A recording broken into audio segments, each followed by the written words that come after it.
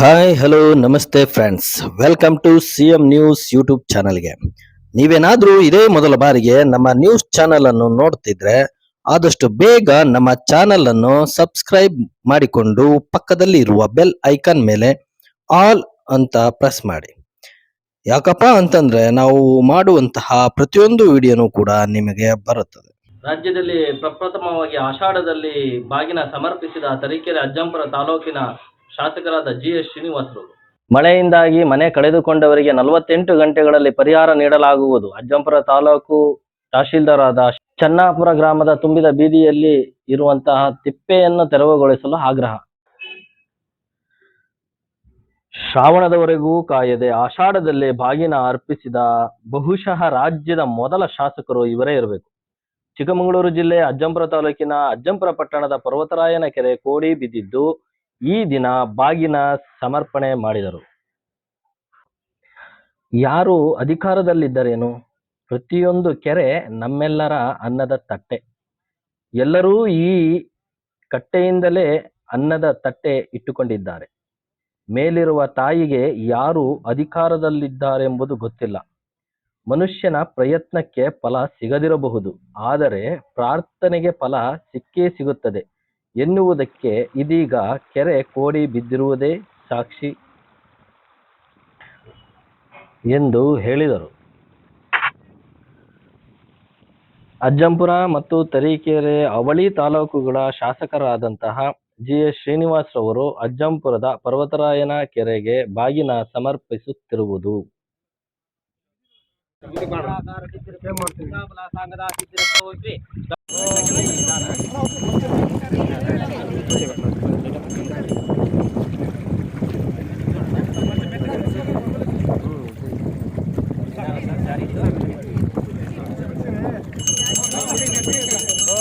ರಾಜಾಧಿರಾಜಾಯ ಪ್ರಸಯ್ಯತಾಹಿನೇ ರಾಜಾಧಿರಾಜಾಯ ಪ್ರಸಯ್ಯತಾಹಿನೇ.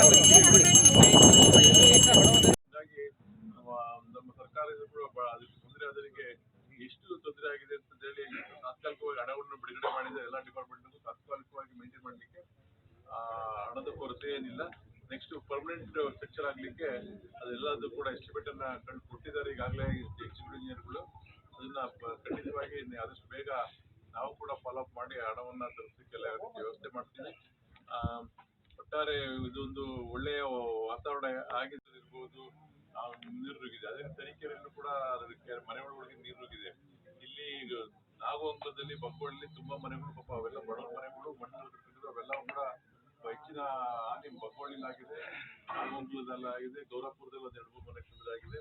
ಆಮೇಲೆ ಏನು ಅನಧಿಕೃತ ಮನೆ ಇದ್ದೇವೆ ಅವರಿಗೂ 1 ಲಕ್ಷ ಕೊಡಬೇಕು ಅಂತ ಮೊನ್ನೆ ಸಭೆಯಲ್ಲಿ ಕ್ಯಾಬಿನೆಟ್ ತೀರ್ಮಾನ ಆಗಿದೆ. ಮನೆ ರೆಕಾರ್ಡ್ಸ್ ಇಲ್ಲ ಅನ್ನೋದು ಕೊಡಬೇಕು. ನಾನು ಇಲ್ಲಿ ತಹಶೀಲ್ದಾರಿಗೆ ಮತ್ತೆ ಇಲ್ಲಿರ್ತಕ್ಕಂಥ ಆರ್ಐಗೆ ಹೇಳ್ತಕ್ಕಂಥದ್ದು ಸಹಾನುಭೂತಿಯಿಂದ ಅವರಿಗೆ ಹೆಚ್ಚಿನ ರೀತಿ ಕೊಡ್ಲಿಕ್ಕೆ ವ್ಯವಸ್ಥೆಯನ್ನ ಮಾಡಬೇಕು. ನೀವು ಒಂದು ಕೊಟ್ರೆ ಅವರಿಗೆ ಬಡವರಿಗೆ, ಯಾಕೆಂದ್ರೆ ಅವ್ರು ಮನೆ ಬಿಡ್ತಿದ್ದಾರೆ ಸಾಮಾನ್ಯ ಬಡವರೇ ಬೀಳುತ್ತೆ, ಕಚ್ಚಾ ವಸ್ತು ಯಾವ್ದು ಬೀಳೋದಿಲ್ಲ. ಅಂತಕ್ಕೆ ಸಹಾನುಭೂತಿಯಿಂದ ಹೆಚ್ಚಿನ ರೀತಿ ಸಹಕಾರ ಮಾಡ್ಲಿಕ್ಕೆ ನೀವು ಮನಸ್ಸು ಮಾಡಬೇಕು ಅಂತೇಳಿ ತಹಶೀಲ್ದಾರ್ಗೆ ಮತ್ತೆ ಡೆಪ್ಯೂಟಿ ತಹಶೀಲ್ದಾರ್ ಆರ್ಐಗಳಿಗೆ ಮನವಿಯನ್ನೇ ಮಾಡ್ತಿದ್ದೀನಿ. ಜೊತೆಗೆ ಈ ಸಮಯದಲ್ಲಿ ಅನಧಿಕೃತವಾಗಿ ನಿರ್ಮಿಸಿದ ಮನೆಗಳು ಮಳೆಯಿಂದ ಹಾನಿಗೊಳಗಾಗಿದ್ದರೆ ಅಂತಹ ಮನೆಗಳಿಗೂ ಪರಿಹಾರವನ್ನ ನೀಡುತ್ತೇವೆ ಎಂದು ಮಾನ್ಯ ಶಾಸಕರು ಹೇಳಿದ್ದರು. ಸ್ವಲ್ಪ ನಿಧಾನ ಮಾಡಿದ್ದೀವಿ. ಸ್ವಲ್ಪ ಆ ನೀರು ಕಡಿಮೆ ಆಗದಿದ್ದಕ್ಕೆ ಇಲ್ಲಿ ಹೊಳೆಯಲ್ಲಿ ನೀರು ಇರ್ತಕ್ಕಂಥ ಕಾರ್ಯವನ್ನು ಕೂಡ ಅಬ್ಬರ್ ಭದ್ರದಿಂದ ಮಾಡ್ತೀವಿ. ಈಗ ಬಿಡಿಸೋದು ಈಸಿ. ಅಲ್ಲಿ ಹೊಳೆ ಜನಗಳು ರೈತರಿಗೆ ಹಳ್ಳದ ಹಾನಿ ಆಗ್ಬಾರ್ದು ಉದ್ದೇಶದಿಂದ ನೀರು ಬಿಡಿಸಿಲ್ಲ. ನಿನ್ನೆ 3-4 ಮುಂಚೆನೆ ಬಿಡಿಸ್ಬೋದಿತ್ತು, ಬಿಡಿಸಿಲ್ಲ. ಸ್ವಲ್ಪ ಒಳವಾಗೋದು ನೋಡಿ ಬಿಟ್ಟು ವ್ಯವಸ್ಥೆ ಮಾಡ್ತೀವಿ. ಇವತ್ತು ನಿಮಗೆ ಒಟ್ಟಾರೆ 200 ಮರಗಳು ಬಿದ್ದಿದ್ದಾರೆ ನಮ್ಮ ಕ್ಷೇತ್ರದಲ್ಲಿ, ಸಣ್ಣ ಪುಟ್ಟ ಮತ್ತು ಪೂರ್ಣವಾಗಿ ಆಗಿರೋದು. 1,20,000 ಈಗ ಕೊಡ್ತಾರೆ, 48 hours ಕೊಡಬೇಕು ಅಂತಿದೆ. ಮೊನ್ನೆ ಸಂಜೆ ಕ್ಯಾಬಿನೆಟ್ ಮೀಟ್ ಅಲ್ಲಿ ಅನದರ್ 3,80,000 ಕೊಡಬೇಕು ಅಂತ ತೀರ್ಮಾನ ಮಾಡಿದ್ದಾರೆ. ಒಂದು ಮನೆ ಕಟ್ಟಿಸ್ಕೊಡ್ಬೇಕು ಅಂತಕ್ಕಂಥ ಉದ್ದೇಶ. ಪೂರ ಮನೆ ಆದವರಿಗೆ 5 ಲಕ್ಷ ರೂಪಾಯಿ, ಈಗ 1,20,000. ನಂತರ ರಾಜೀವ್ ಗಾಂಧಿ ವಸತಿ ನಿಗಮದಿಂದ 3,80,000. ನಿನ್ನೆ ನನಗೆ ನಮ್ಮ ಜಾರ್ಜ್ ಅವರು ಹೇಳಿದ್ರು ಸಭೆಯಲ್ಲಿ ಒಟ್ಟು 5 ಲಕ್ಷ ಕೊಡ್ತಕ್ಕಂಥ ವ್ಯವಸ್ಥೆ ಇದೆ. ಅದನ್ನ ಮನೆ ಕಟ್ಟಿಸ್ಕೋಬೇಕು ಅನ್ನೋ ಉದ್ದೇಶದಿಂದ ಇದನ್ನ ಮಾಡ್ತಾ ಇದ್ದಾರೆ. ಅದು ಮೋಸ್ಟ್ಲಿ ಹಂತವಾಗಿ ಕೊಡ್ತಾರೆ. ಅದನ್ನ ಉಳಿದ ಹಣವನ್ನ ಹಂತವಾಗಿ ಕೊಡ್ತಾರೆ. ಇದು ಸ್ಟಾರ್ಟ್ ಮಾಡ್ಬೇಕಾಗುತ್ತೆ. 20,000 ತಾತ್ಕಾಲಿಕವಾಗಿ ಕೊಟ್ಟಿರ್ತಾರೆ, ಬಿದ್ದ ತಕ್ಷಣ ಕೊಡಬೇಕು ಅವರಿಗೆ ಅಂತ ಹೇಳ್ಬಿಟ್ಟು. ನಂತರ 3,80,000 ಕೊಡತಕ್ಕಂಥ ವ್ಯವಸ್ಥೆ ಇದೆ. ಇವತ್ತು ನಾವು ನಿನ್ನೆ ನೋಡಿದಂಗೆ ನಮಗೆ ಎಲ್ಲಾ ಇದ್ರಲ್ಲೂ ಕೂಡ PRD ರಸ್ತೆಗಳಿರ್ಬೋದು, PWD ರಸ್ತೆಗಳಿರ್ಬೋದು, ಕೆಲವು ಕಡೆ ಲ್ಯಾಂಡ್ ಸ್ಲೈಡಿಂಗ್ ಎಲ್ಲ ಆಗಿದೆ. ಒಟ್ಟಾರೆ ಇದಕ್ಕೆ ಎಷ್ಟು ಖರ್ಚಾಗುತ್ತೆ ಅನ್ನೋದನ್ನ ಎಲ್ಲಾ ಡಿಪಾರ್ಟ್ಮೆಂಟ್ಗಳಿಂದ ನಮ್ಮ ಮಂತ್ರಿಗಳು ನಿನ್ನೆ ವರದಿ ಮಾಡಿದ್ದಾರೆ. ಪಡೆದು ನಿನ್ನೆ ಸಂಜೆನೆ ಮೀಟಿಂಗ್ ಇತ್ತು, ಕ್ಯಾಬಿನೆಟ್ ಮೀಟಿಂಗ್ ಅಲ್ಲ, ಮುಖ್ಯಮಂತ್ರಿಗಳು ಇದ್ರ ಬಗ್ಗೆ ಮೀಟಿಂಗ್ ಕರೆದಿದ್ರು. ಅಲ್ಲಿ ನಾನು ಮಂತ್ರಿಗಳು ನಾನು ಹೋಗಿ ಅದು ಕೊಡ್ತೀನಿ, ನೀವೆಲ್ಲ ಬನ್ನಿ ಡೆಲಿಗೇಷನ್ಸ್ ಮಾತಾಡೋಣ ಅಂತ ಕೂಡ ಹೇಳಿದ್ದಾರೆ. ಮತ್ತೆ ಗೃಹಸಚಿವರಿಗೆ ನಾವೆಲ್ಲ ಶಾಸಕರುಗಳು ಹೋಗಿ ನಮಗೆ ತಮಗಿಂತ ತೊಂದರೆ ಆಗಿರೋದು ಶೃಂಗೇರಿ ಕ್ಷೇತ್ರದಲ್ಲಿ ಮತ್ತು ಮೂಡಿಗೆರೆ ಕ್ಷೇತ್ರದಲ್ಲಿ. ಅಲ್ಲಿ ದಿನ ಕರೆಂಟ್ಗಳು ಕಂಬಗಳ ಮೇಲೆ ಬಾಗಿನ ಹಾಕೊಳ್ಳಿಕ್ಕೆ ಜಮದಳ ಹಾಕೊಳ್ಳಿಕ್ಕೆ ಅಲ್ಲ ರೆಗ್ಯುಲರ್ ಆಗಿ. ಈಗ ನಾವು ಅದನ್ನ ಓದಿನ ಹಣ ಡೈವರ್ಷನ್ ಮಾಡಿದ್ರೆ ಪ್ರತಿ ವರ್ಷ ಕೂಡ ಆಗ್ತಾ ಇದೆ. ನಾವು ಅದನ್ನ ಆ ಭಾಗದಲ್ಲಿ ಒಂದು 12,000 ಎಕರೆಗೆ ನೀರು ಅನುಕೂಲ ಆಗುತ್ತೆ. ಮತ್ತೆ ಅಲ್ಲಿ ಒಂದು 10-20 ಕೆರೆಗಳಿಗೆ ನೀರು ಕೂಡ ತುಂಬಿಸುವುದರ ಮುಖಾಂತರ ಇದರಿಂದ ಬರ ಪರಿಹಾರದ ಕೆಲಸ ಕೇವಲ 48 ಗಂಟೆಗಳ ಒಳಗೆ ಮನೆ ಕಳೆದುಕೊಂಡವರಿಗೆ ಪರಿಹಾರವನ್ನು ನೀಡ್ತೇವೆ ಎಂದು ಶಿವಶರಣ ಕಟ್ಟೋಳಿ ಅವರು ತಹಶೀಲ್ದಾರ್ ಅವರು ಹೇಳಿದ್ದಾರೆ. ಈಗಾಗಲೇ ಪ್ರಕೃತಿ ವಿಕೋಪ ಆಗಿದೆ, ಸಾಕಷ್ಟು ಮನೆಗಳು ಬಿದ್ದಿವೆ. 75 ಮನೆಗಳು ನಾವು ಈಗ ಸರ್ವೆ ಮಾಡಿದಾಗ 75 ಮನೆಗಳು ಈಗ ಬಿದ್ದಿವೆ. ಈಗಾಗಲೇ 13 ಮನೆಗಳಿಗೆ ನಾವು ಪೇಮೆಂಟ್ ಮಾಡಿದ್ದೀವಿ, ಪರಿಹಾರ ಕೊಟ್ಟಿದ್ದೀವಿ. ಇನ್ನೂ 43 ಮನೆಗಳನ್ನು ನಾವು DA ಮತ್ತು RI ಇಂದ ರಿಪೋರ್ಟ್ ತಗೊಂಡು ಆದಷ್ಟು ಬೇಗ ಅವರಿಗೆ ಪೇಮೆಂಟ್ ಮಾಡ್ತೀವಿ. 48 ಅವರಲ್ಲಿ ನಾವು ಪೇಮೆಂಟ್ ಮಾಡ್ತೀವಿ.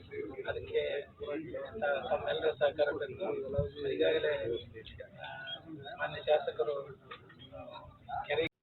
ಚೆನ್ನಾಪುರ ಗ್ರಾಮದ ತುಂಬಿದ ಬೀದಿಯ ಒಳಗೆ ತಿಪ್ಪೆಯನ್ನು ನಿರ್ಮಿಸಿದ್ದಾರೆ. ಈ ತಿಪ್ಪೆಯಲ್ಲಿ ಮಳೆ ನೀರು ಹೆಚ್ಚು ಸಂಗ್ರಹವಾಗಿ ಸೊಳ್ಳೆಗಳ ಶೇಖರಣೆಯಾಗಿದೆ. ಸೊಳ್ಳೆಗಳು ಹೆಚ್ಚು ಉತ್ಪತ್ತಿಯಾಗುತ್ತಿದೆ. ಇಡೀ ರಾಜ್ಯದಲ್ಲಿ ಡೆಂಗಿ ಜ್ವರ ಹೆಚ್ಚಾಗಿದ್ದು, ಸರ್ಕಾರವು ಈ ವಿಚಾರವಾಗಿ ಕೂಲಂಕುಷವಾಗಿ ಗಮನವನ್ನ ಹರಿಸಬೇಕು. ಈ ಕಾರ್ಯಕ್ರಮದಲ್ಲಿ ಅಜ್ಜಂಪುರ ಪಟ್ಟಣ ಪಂಚಾಯಿತಿ ಮುಖ್ಯಾಧಿಕಾರಿ ರಮೇಶ್ ರವರು, ಅಜ್ಜಂಪುರ ತಾಲೂಕು ದಂಡಾಧಿಕಾರಿಗಳಾದ ಶಿವಶರಣ ಕಟ್ಟೋಳಿ ಅವರು, KPCC ಸದಸ್ಯರಾದ ನಟರಾಜ್, ಬಗರುಕಂ ಕಮಿಟಿ ಸದಸ್ಯರಾದ ಜೋಗಿ ಪ್ರಕಾಶ್, ಷಡಾಕ್ಷರಿ, ಮಲ್ಲಿಕಾರ್ಜುನ್, ದಯಾನಂದ್, ಮಸೂದ್ ಅಹಮದ್, R ಕೃಷ್ಣಪ್ಪ, ರಿಯಾಜ್ ಅಹಮದ್, ಹಲವಾರು ಕಾಂಗ್ರೆಸ್ ಮುಖಂಡರು ಹಾಗೂ ಅತ್ತಿಮಗ್ಗೆ ಗ್ರಾಮ ಪಂಚಾಯಿತಿಯ ಸದಸ್ಯರು ಭಾಗವಹಿಸಿದ್ದರು. ಕಾಮೆಂಟ್ ಮಾಡಿ ಮತ್ತು ಅತಿ ಹೆಚ್ಚು ಶೇರ್ ಮಾಡಿ. ಮುಂದಿನ ದಿನಗಳಲ್ಲಿ ನಾವು ಮಾಡುವ ಪ್ರತಿಯೊಂದು ವಿಡಿಯೋ ಅಪ್ಡೇಟ್ಗಳು ನಿಮಗೆ ಸಿಗುತ್ತದೆ. ಧನ್ಯವಾದಗಳು.